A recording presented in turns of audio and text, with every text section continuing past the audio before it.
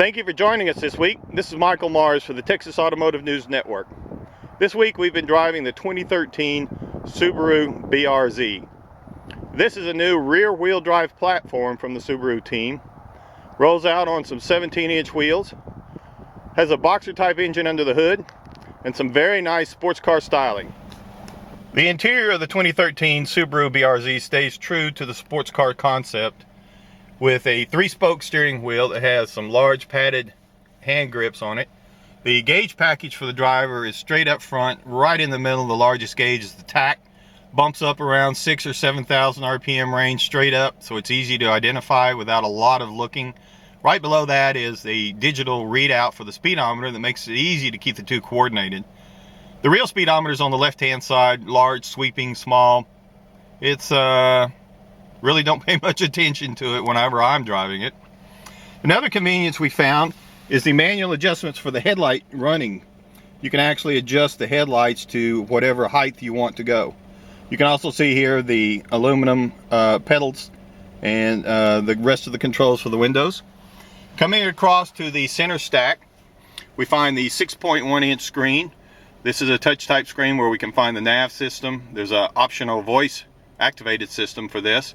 This is also where you have your audio controls. It does have a SD card input that you can put in, and that's for updating the nav system. Coming on down, you'll see the clock and the convenience controls. This is a sports car. There's not a lot of options to it. The 6-speed manual shifter that we have in this model can be replaced with a 6-speed automatic.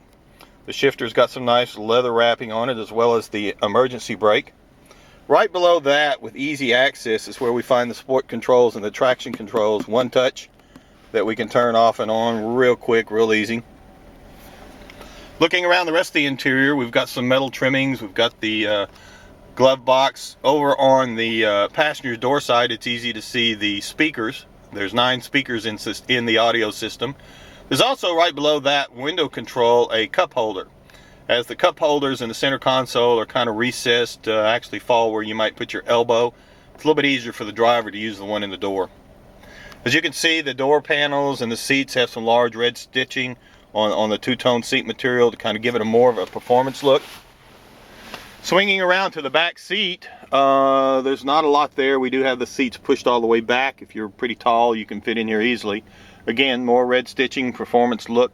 The back seat will fold down, but there's a strap on either side of the back seat in the passenger compartment that you have to access and pull. So you got to pull one, then get a hold of the other one to pull it.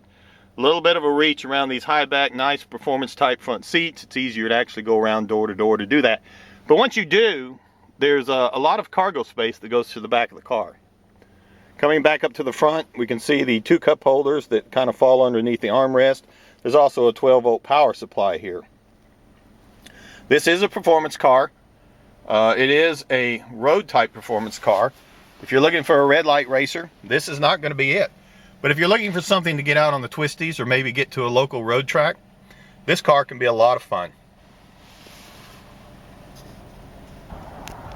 Thank you once again for joining us this week as we've been looking at the 2013 Subaru BRZ. If you get a chance to take a test drive on one of these new rear-wheel drive Subarus, we highly recommend it. This is Mike Mars for the Texas Automotive News Network. Travel safe.